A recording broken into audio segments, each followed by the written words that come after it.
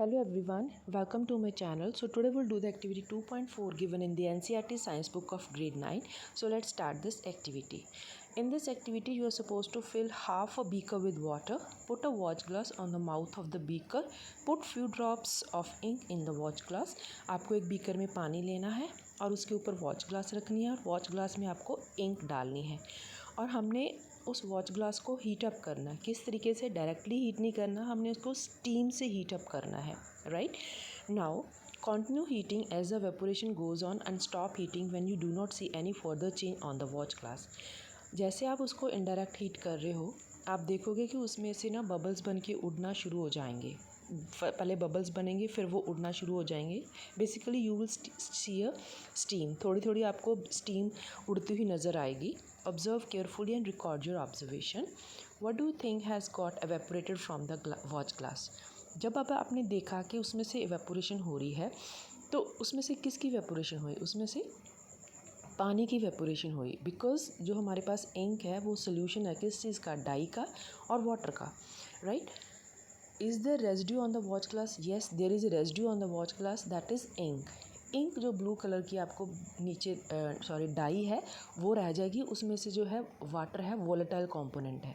Volatile इस जो component है मीन्स इसमें से देखा जाए अगर इंक और जो पानी है, जब हम डाई में पानी मिला देते हैं तो जब उसमें से वो इंक बनी है, जैसे हमने देखा यहाँ पे नीली इंक बनी हुई है। हम इस मेथड को क्यों यूज़ करते हैं? इनके जो है बॉइलिंग पॉइंट बहुत पास होते हैं, इसलिए हमने डायरेक्टली हीट नहीं किया इसको, क्योंकि डायरेक्ट हीट करने से वो बॉइलिंग पॉइंट बहुत पास होने की वजह से एकदम से दोनों चीज़ एवेपोरेट हो सकती हैं। तो ये अब क्या हुआ है कि जब हमने उनको इनडायरेक्ट हीट की है कि इसमें से पानी उड़ गया, हमारे पास सिर्फ डाई बची है। Is there residue on the watch glass? Yes, there is a dye on the watch glass. What is your interpretation? Is ink single substance, pure or it is a mixture? तो हमें ये पता चला कि जब उसमें से पानी निकल गया so ink is not a pure substance, it's a mixture of water and dye. ये मेथड को बहुत अच्छे तरीके से यूज़ किया जाता है जब हम fractional distillation of petroleum use करते हैं।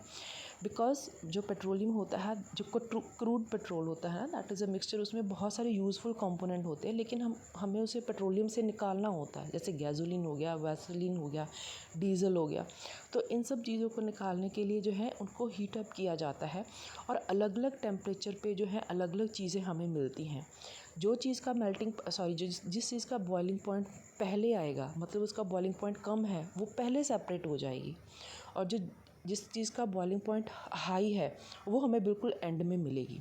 इसी तरीके से हमने देखा यहाँ पे पानी और डाई है, तो हमने डाई में से इंक में यहाँ पे पानी और इंक है, जो हमने यहाँ पे हमें डाई को सेपरेट करना है पानी से।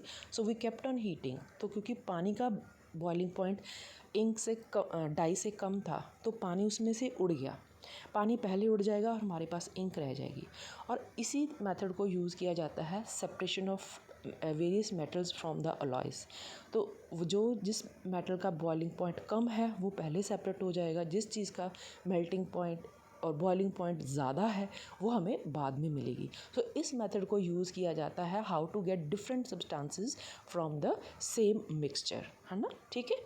आई hope the things are clear to you. Thank you so much for watching.